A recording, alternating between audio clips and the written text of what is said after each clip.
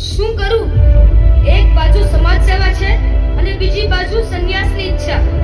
એક બાજુ દરિદ્ર નારાયણ છે તો બીજી બાજુ વૈકુંઠના નારાયણ. શિવને જોવા કે જીવની સેવા કરવી, ખરી અસમંજસ છે. મારા પ્રશ્નના ઉત્તર વધુ મહત્વના છે કે દુખિયાના આંસુ. શું કરું? હે ભગવાન, શું કરું હું? संसारी जब भी व्यथित होता है तब रास्ता सन्यासी ही बताता है।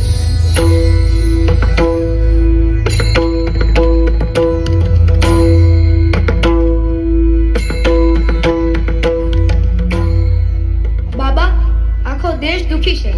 કોઈને આરોગ્યના પ્રશ્નો છે તો કોઈને શિક્ષણ અને વ્યાપારના. હું આ લોકોનું દુઃખ જોઈને દુખી છું બાબા.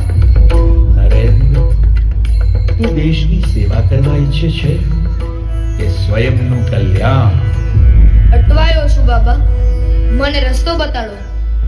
જો બેટા, કોઈ પણ સંન્યાસી પોતાના તપોબળથી પ્રજાને સુખી કરી તો શકે, પણ એ સંન્યાસ ધર્મથી બંધાયેલો છે અને સરકારમાં બેઠેલા શાસકો પ્રજાનું કલ્યાણ કરી શકે, પણ એમની નીતિમાં ખોટ છે.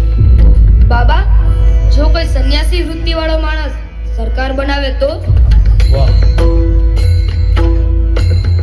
વાહ બેટા, ત્યારે જ થશે આ દેશનું કલ્યાણ. સદીઓથી મારા રામલલ્લાને પણ અયોધ્યામાં જ વનવાસ છે. દિલ્હીની ગાદી પર જ્યારે સનાતનને પ્રેમ કરનારો શાસક આવશે ને, ત્યારે મારું રામ મંદિર બનશે.